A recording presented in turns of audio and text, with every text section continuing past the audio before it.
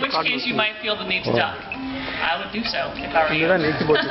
Basically for your safety and of course for the safety of our birds, simply make sure you remain in your seats with your arms and hands down, because you never really know when a bird's going to be flying in, from which direction, or exactly who it might be.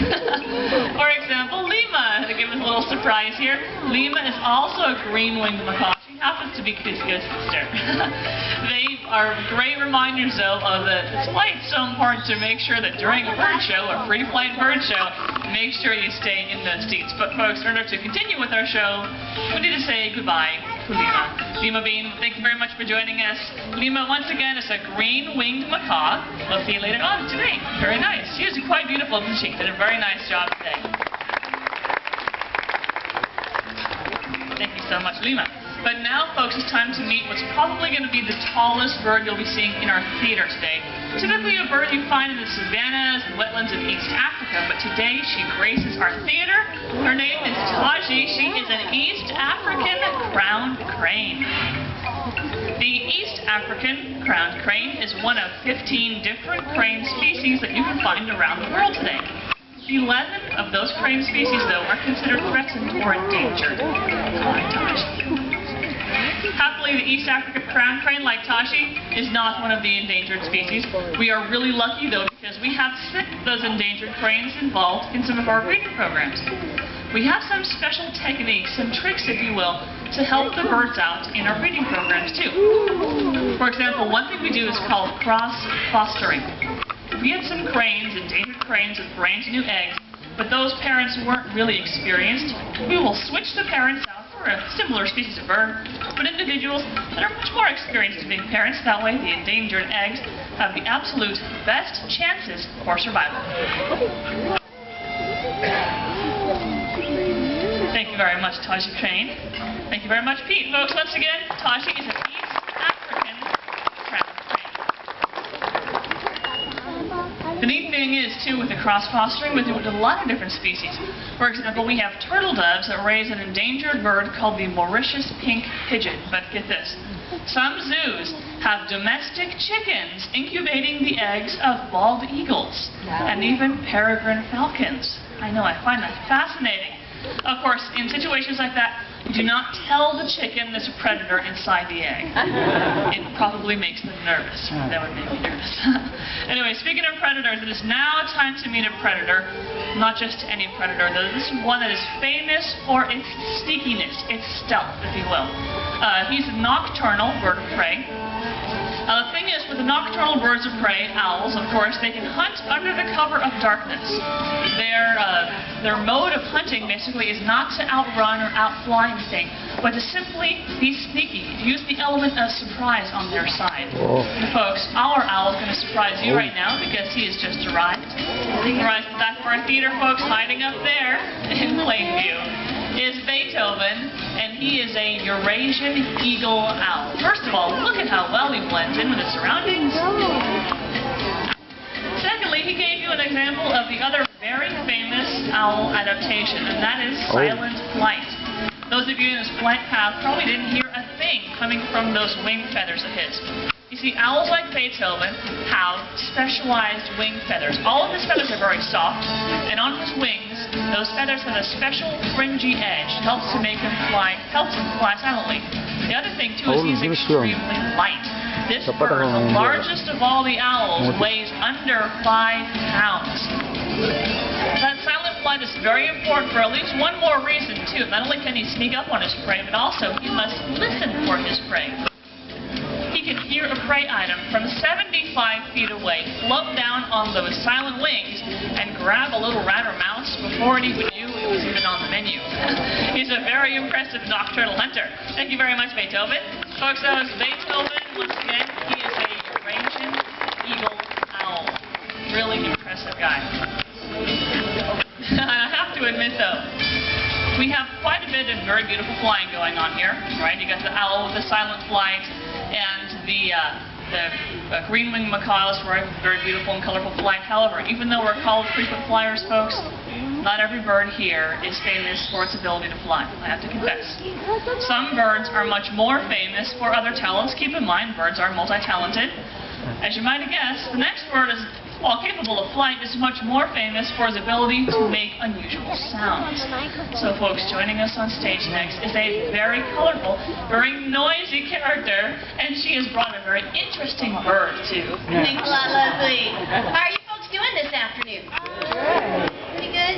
Just okay? Should we try one more time? How are you guys doing this afternoon? Woo! Awesome! We're doing very well too. I do need a favor from Congo though. Congo, test your mic. 1, 2. It works. Congo is an African gray parrot, as you can see. Have to get much grayer than these little birds. They are very good at making funny noises, as Leslie said. What they do, though, is mimic the sounds they hear in their environment. The thing is, not all parrots do this mimicry behavior. You're lucky. You're in luck today because Congo is an expert. It's true. He just doesn't live in a rainforest. He lives in an office. So every day in Congo's environment, we hear sounds like the telephone. Very good, Congo. Yeah, you guys would laugh harder if you saw the trainers backstage running for the phone. We also have a water cooler backstage. Congo loves it because it bubbles, just like him. Yeah, he's pretty good at this. He's a funny, funny little guy, but it is important for us to be very serious here at the Wild Animal Park, too. So, Congo, I need you to calm down, okay? Okay. Yeah, because I want to talk about conservation while all you folks are with us today. It's one of our favorite topics around here at the Wild Animal Park. You may have noticed those colorful flags on your way into the bird show today. Each one of those flags represents just one of the countries around the world in which the Zoological Society of San Diego is hard at work on conservation. Every time I bring up the subject, Congo gets very excited. Yeah, that's very excited. It's kind of funny, huh? The reason that we get so excited about conservation around here is because it's easier than you might think. You've all helped out just by joining us here today because every little bit that we do at the Wild Animal Park helps to conserve wild animals and the wild places they call home. We are hard at work with elephants, duckies, yeah. We work with rhinos and cheetahs, not even just big endangered species either, little ones too. Something as tiny as a frog. He's never met a frog. He thinks that's what they sound like, don't you, Congo? But he has met you folks, and I think he likes you. He wants to thank you for joining us today by giving you all a great big Congo kiss. Hooray! He loves you. Love you too, Congo. Isn't that nice? Yeah, thank you. Just don't let Congo's sunny disposition fool you, because one thing that's true for all parrots, they have a rather uneven temperament. Congo's really no exception to this rule, because every once in a while, even this little bird just completely flips out. It's true. It's usually about something like poaching, because Congo knows that people will steal wild animals from their homes. And in the case of little gray birds like him, they sell them illegally into the pet trade. Congo, tell all these folks what you think of those poachers. Yeah, nobody likes a poacher, not even Congo Gray. But because he likes you guys so much, he wants to share a little secret with you. You see, in the rainforests of Africa, it rains every single day.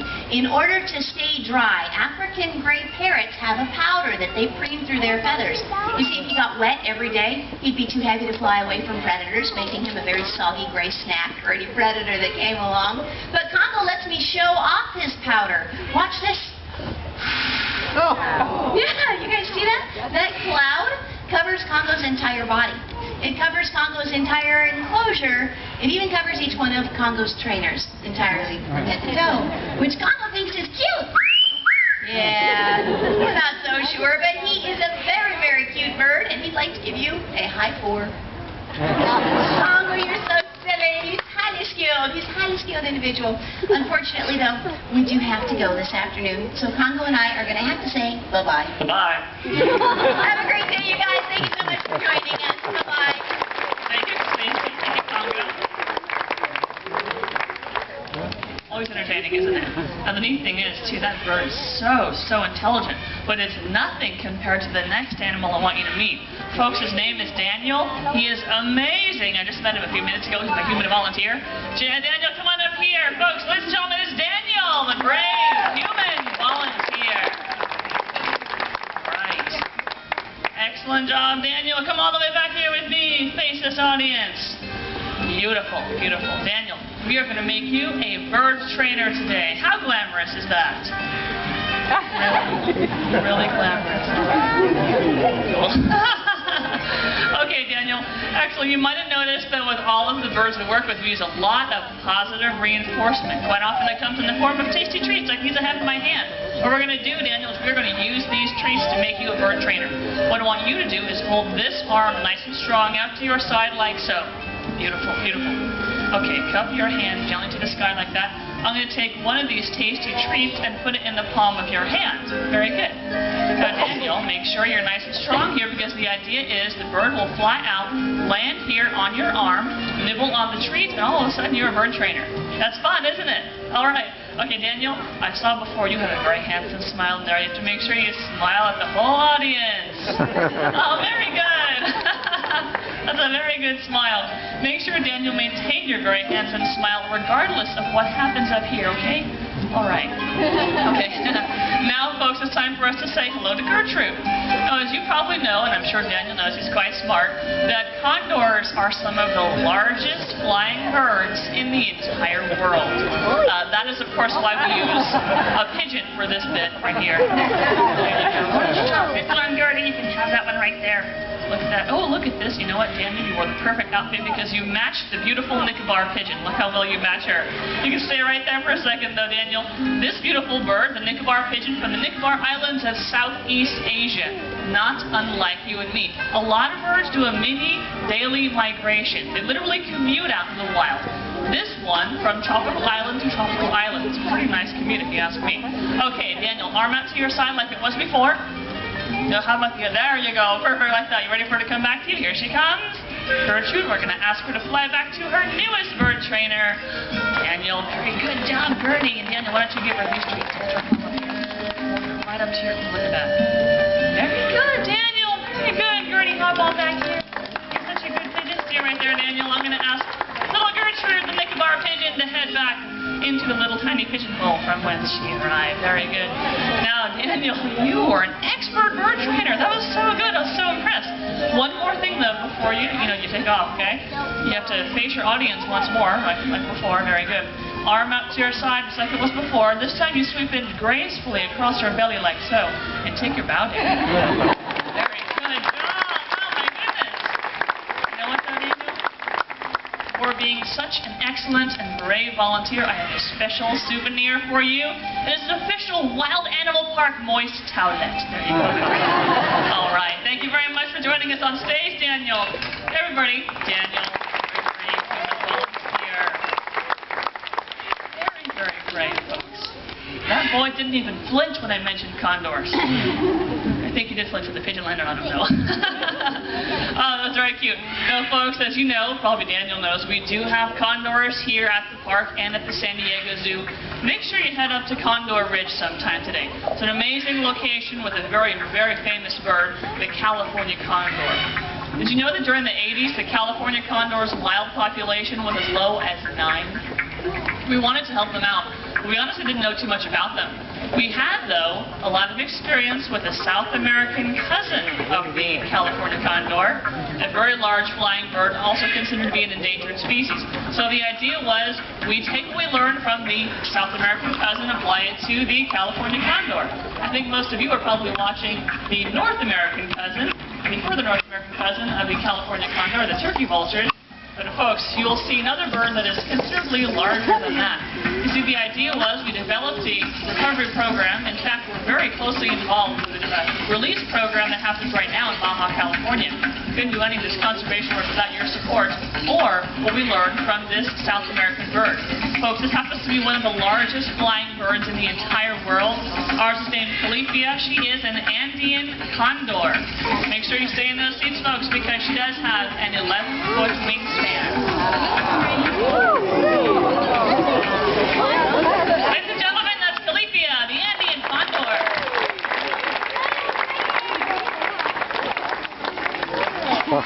But to mention, the Andean condor, like Calipia, is also considered to be an endangered species. And a big part of the reason is because, well, look at her, she's really big. You see, humans misunderstood this species. There was a lot of human persecution going on with this large bird. especially cattle ranchers. They assumed that this large bird was going after their cattle, and can you believe it? They thought it was eating their children, too. This is, of course, not the case. Like the turkey vultures you saw flying over our theater seconds ago, she's a scavenger. Folks, as long as you look alive, you're fine. This bird is a very vital part of our environment, helping to keep the environment nice and free and clean of those dead, rotting carcasses. She's designed for using her very keen eyesight to look for dead carcasses down below, soaring effortlessly and very gracefully for hours on end on this impressive wingspan of hers, using perhaps updrafts from the mountainsides or even warm bubbles of air, thermals, to help get some lift there. They've been known to fly close to 200 miles in just one day for a meal. Very impressive little daily migration there. They are so beautiful and graceful in the air, it seems as though they have sacrificed a little bit of that when it comes to being on the ground. You are so cute! Oh my goodness. She's one of the favorites around here, folks. Can you tell? Thank you very much, Stacey. Thank you, Galicia, the Andean condor, everybody. She really is adorable for a big scavenger. You know, the neat thing is, too, thanks to the work that we first did with the Andean condor and then the California condor, the current wild population of California condors is closer to 150 right now. And here's one neat fact. We had a bird hatched out, one of many, hatched out here at the Wild Animal Park and released in Baja, California. Well, she, in particular, this one bird, recently flew back up to San Diego, just for a visit, I guess, making her technically the first wild California condor to fly over San Diego County in nearly 100 years. How cool was that? I know, it was pretty neat when we heard that. Now, folks, we have so many other birds to show you, though. In fact, this next one is a bird from Africa. Thankfully, it's not an endangered species, although they look like one of our nation's symbols. I want you to meet Cairo. Cairo is an African fish eagle. You can see right off the bat, she looks a lot like a bald eagle. They're close cousins. The bald eagle and the African fish eagle are considered to be fish eagles in general. The fish eagles in general, many found around the world, are like the other birds of prey. They do have that very famous eagle eyesight, the incredibly sharp talons and very strong feet that you would associate with birds of prey. Now, of course, where the fish eagles tend to differ from the other birds of prey is on the bottom of those very strong feet. As you can guess from her name, she's designed for capturing very slippery prey. Fish eagles tend to have a much rougher texture on the bottom of their feet.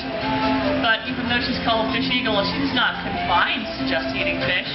These birds will also take down animals as large as full-grown flamingos. Just to name a few, right? For this and many other reasons, eagles in many different cultures, including our own, are symbols of strength and power. If you head up to Condor Ridge, folks, you can see a bald eagle, and when you see them, you will notice some subtle plumage or feather coloring differences. As you're walking around the park, though, enjoying the diversity of animals that we have to share with you, don't forget that none of this matters as much if we don't make a point to protect where the animals call home.